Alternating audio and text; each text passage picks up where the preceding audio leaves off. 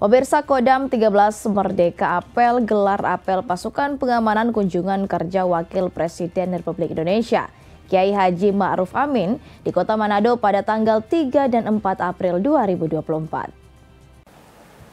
Dalam rangka kunjungan kerja Wakil Presiden Republik Indonesia Kiai Haji Ma'ruf Amin bersama Ibu Wuri Ma'ruf Amin di Kota Manado, Kodam 13 Merdeka bersama Polda Sulut, Lantamal 8 Manado dan Lanut Samratulangi Manado menggelar apel pasukan pengamanan di lapangan Kodam 13 Merdeka.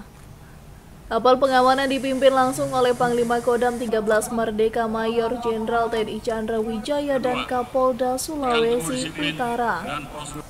Inspektur Jenderal Polisi Yudiawan yang diikuti dengan pengecekan pasukan oleh seluruh pimpinan satuan. Pangdam 13 Merdeka Mayor TNI Chandra Wijaya mengatakan, pihaknya menurunkan 1.748 personel yang akan dibagi di beberapa titik kunjungan Wapres di Kota Manado. Apel gelar pasukan dalam rangka kegiatan pengamanan kunjungan kerja Bapak Wakil Presiden RI tadi sudah kita laksanakan bersama-sama dengan TNI, Polri, kemudian instansi terkait.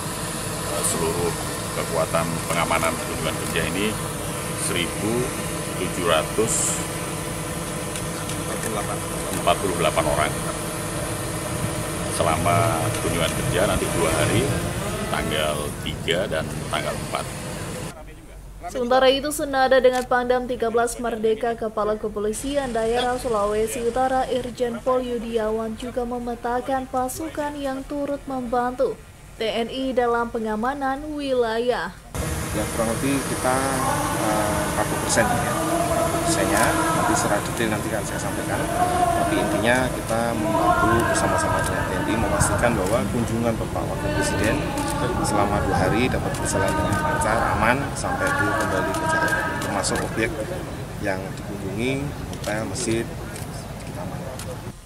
Rencananya Wakil Presiden Republik Indonesia Kiai Haji Ma'ruf Amin akan melakukan kunjungan kerja selama 2 hari di Kota Manado.